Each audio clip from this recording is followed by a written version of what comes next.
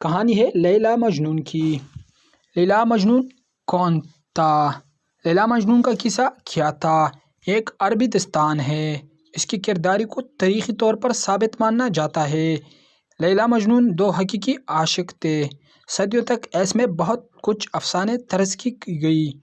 عربی سے فارسی میں اس کو پہلے رودکی نے منتقل کیا۔ اس کے بعد نظامی گنجوی نے اس کو فارسی میں لکھا۔ اب تک 1000 سے زیادہ مرتبہ اس داستان کو مختلف زبانوں میں مختلف لوگ نثر و نظم میں لکھ چکے ہیں۔ سب سے زیادہ مقبولیت و اہمیت نظامی گنجوی مجنون کا اصل نام قیاس ابن الملوح ابن المزاح ہے۔ مجنون لغوی طور پر پاگل، دیوانے اور عاشق کو کہتے ہیں۔ لیلا کا نام لیلہ بنت مہدی ابن سعد بیان کیا جاتا ہے۔ عربی و عبرانی میں لیلا یا لیلہ رات کے لیلے بولے جاتے ہیں۔ عربی میں لیلا مجنون کی بجائے مجنون لیلا بولا جاتا ہے۔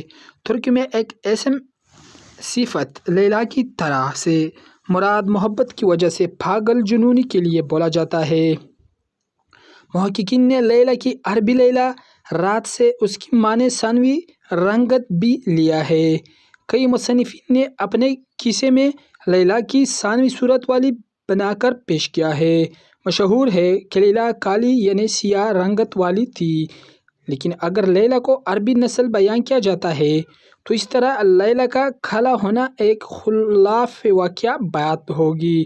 بچپن میں قیس اور لیلا دونوں اپنے قبیلے کے بکریاں چراتے تھے۔ وہ ساتھ بیٹھتے تھے اور آپس میں باتیں کرتے تھے۔ اس دوران انہوں نے ایک دوسرے سے محبت ہو گئی۔ نظامی گنجوی کے قصے لیلا مجنون کے مطابق لیلا اور مجنون بچپن میں ایک ہی مدرسے میں پڑھے جاتے تھے۔ ان میں باہمی الفت پیدا ہوئی۔ مجنون کی توجہ تعلیم کی بجائے لیلا کی طرف رہتی تھی، جس پر استاد سے اسے سازا میل تھی، مگر استاد کی چھوٹی محبت کے ہاتھوں پر پڑتی اور درد لیلا کو ہوتا۔ استاد نے یہ بات لیلا و مجنون کے گھر والوں کو بتایا، جس پر لیلا کے مدرسے جانے اور گھر سے نکلنے پر پابندی لگ گئی۔ ایک دن پھر مجنون کی نظر لیلا پر پڑ گئی اور بچپن کا عشق تازہ ہو گیا۔ مجنون نے لیلا کا ہاتھ مانگا، مگر لیلا کے باپ نے انکار کر دیا۔ لیلا کا بھائی تبریز مجنون کو مارنے کی کوشش کرتا ہے، مگر مجنون اس کو قتل کر دیتا ہے، جس پر مجنون کو سرعام محبت کا اظہار کرنے اور لیلا کے بھائی کو مارنے پر سنگسار کرنے کی سزا سنائی گئی۔ کچھ کہانیوں میں تبریز کے قتل کا قصہ نہیں ہے، بلکہ رشتہ دینے سے انکار کیا جاتا ہے اور کچھ عرصے بعد لیلا کی شادی کسی دوسرے کے ساتھ کر دی جاتی ہے، جس پر قیس پاگل سا ہو جاتا ہے۔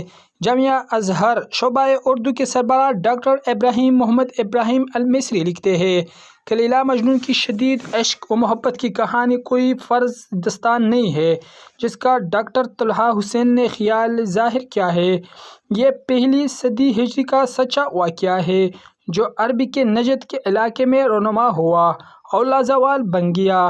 مجنون ایک مالدار نجدی قبیلے بنی عمر کے سردار کا بیٹا تھا۔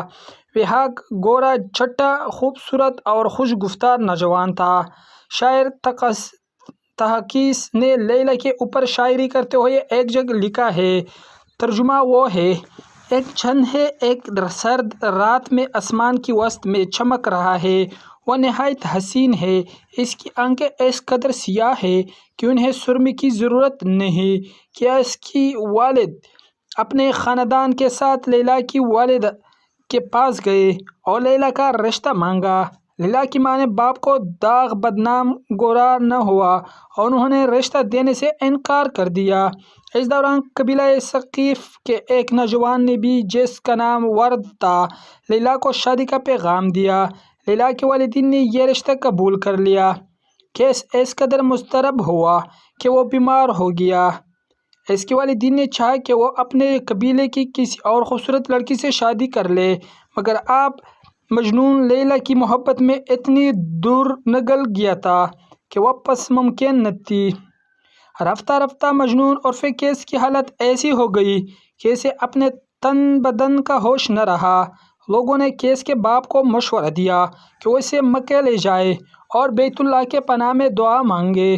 کیس کا باپ الملوخ اسے لے کر مکہ گیا اور حرم شریف میں اسے کہا کہ غلاف کعبہ سے لپٹ کر لیلہ اور اس کی محبت سے نجات کی دعا مانگے۔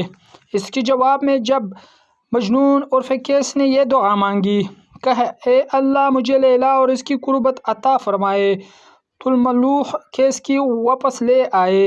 راستے میں اس نے ایک جگہ پہاڑی پر اپنے آپ کو گرانے کی بھی کوشش کی مگر لوگوں نے پکڑ لیا۔ آپ نے قبیلے میں واپس پہنچا کر کیس کا باپ ایک بار پھر لیلہ کے باپ کے پاس گیا تاکہ اسے لیلہ کی اپنی بیٹی سے شادی پر آمادگی کرنے کی کوشش کرے مگر پھر انکار ہو گیا۔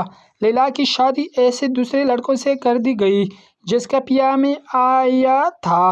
لیلہ خود بھی کیس کی محبت میں گرفتار تھی مگر خاندان کی نیک نامی اور والدین کی اطاعت سے مجبور تھی۔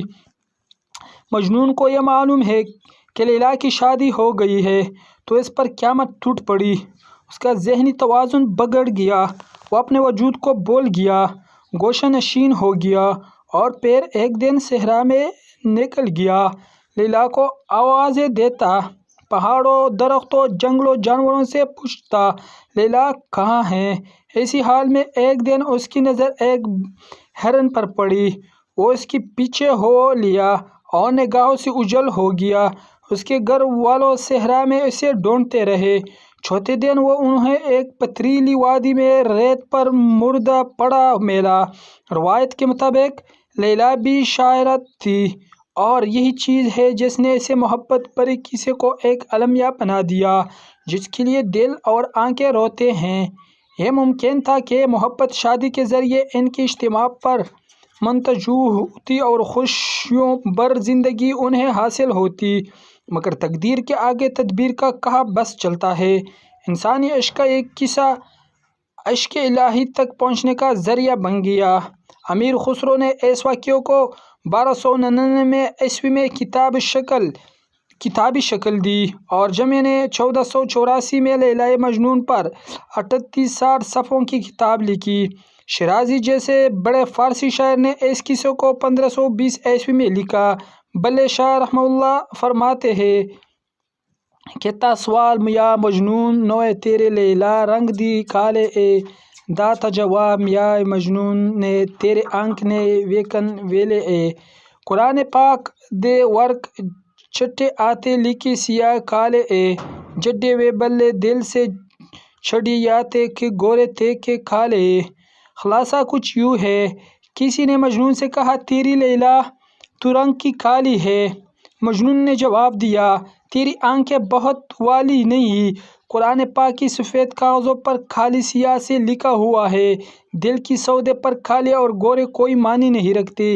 لیلہ اپنی ثانوی رنگت کے سبب لیلہ کہلاتی ہے۔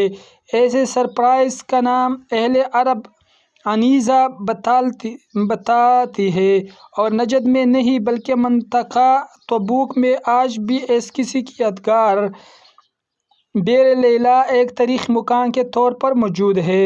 ہزاروں داستان کہے مجنون ایسے یا لیلہ کی ماں نے کہ بیٹا تو اگر کر لے بی اے پاس تو فوری بیا دو لیلہ کی تجھ سے، بلا دقت میں بن جاؤ تیرے ساس۔